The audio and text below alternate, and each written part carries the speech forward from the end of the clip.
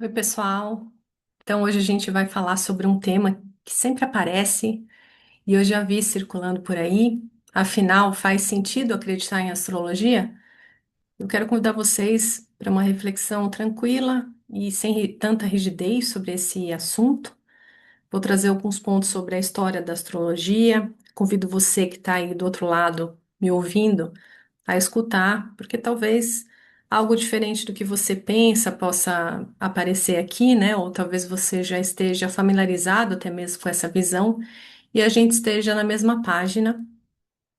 A ideia é compreender o que realmente está em jogo quando a gente fala de astrologia, signos, mapa astrológico, planetas, constelações. E essa área de estudos, evidentemente, não funciona como uma religião. Então, a palavra crença ou acreditar nessas coisas de signos costuma aparecer porque durante muito tempo a astrologia foi reduzida a estereótipos. Só que quem se dedica ao estudo sério percebe que existe sim método, estrutura simbólica, coerência interna e uma longa tradição que não depende de fé para que ela possa ser compreendida.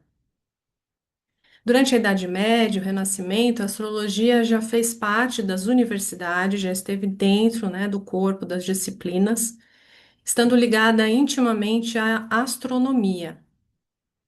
E hoje nós sabemos que são áreas distintas, a própria origem das palavras mostra essa diferença. A astrologia significa estudo dos astros, e o seu objeto de estudo é a correlação entre os movimentos celestes e os eventos terrestres. E a astronomia vem do radical grego nomos, lei, e aster, astros, lei dos astros. Então, são objetos de estudo diferentes, de certa forma. O que acontece é que, com o avanço da ciência moderna e a revolução científica, a astrologia perdeu o espaço no campo acadêmico por não atender todas as evidências necessárias do método científico que considera como premissa, isso na época, né? A observação empírica, a testagem das hipóteses, a criação de experimentos controlados para verificar se a hipótese é válida ou não, é a coleta de uma quantidade suficiente de informações para confirmação ou refutação das hipóteses, né? E o nascimento da ciência moderna, que é fruto da teoria da observação, surge em meados do século XVI, início dos séculos 17, com os estudos do alemão Kepler.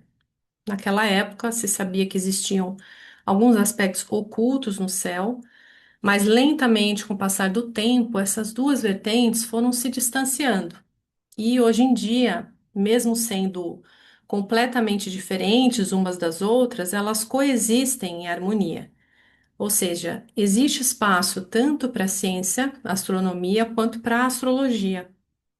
A distinção entre elas é clara, mas nem sempre foi assim, né? O próprio Kepler manteve uma relação ambígua com a astrologia. Ele se perguntava, né, se não haveria aspectos ocultos nos céus que regessem os acontecimentos do dia a dia. E quem diz que a astrologia não tem nada de científico costuma ignorar que, para calcular um mapa astrológico, nós dependemos de coordenadas de matemática, que é uma ciência exata. Então, para que tudo funcione, a gente consiga fazer uma interpretação adequada, nós também nos apoiamos em cálculos e técnicas. Não se trata de uma crença, ninguém precisa de devoção para estudá-la, né? É uma área de estudos muito antiga, é um conhecimento herdado das civilizações babilônicas, árabe, grega e europeias medievais, com regras próprias, uma estrutura filosófica e metafísica de grande riqueza e profundidade, que pode ser aprendida por qualquer pessoa interessada. É uma linguagem, né? E o astrólogo, a astróloga é quem traduz essa linguagem, quem descreve a realidade na Terra ou de um indivíduo através dos movimentos celestes. Só que ao longo das décadas, muita informação distorcida foi divulgada. né? Versões simplificadas, previsões sensacionalistas, ainda mais após as redes sociais, as mídias sociais, frases genéricas, né, sobre os assuntos, e essa forma rasa de divulgar o tema para gerar impacto, se por um lado contribuiu para a popularidade da astrologia, ao mesmo tempo afastou o público de uma compreensão real desse conhecimento, e no meio de estudo, muita gente passou a consumir a astrologia como se fosse um produto para uso rápido, algo que oferece respostas prontas, sem considerar a complexidade humana e dos símbolos envolvidos. A ciência é fundamental, mas não é tudo. Ela orienta a nossa forma de investigar as coisas, questionar, encontrar a verdade. Porém, existem áreas de conhecimento que não podem atender aos critérios do método científico. São as experiências humanas que não cabem em tabelas ou medições.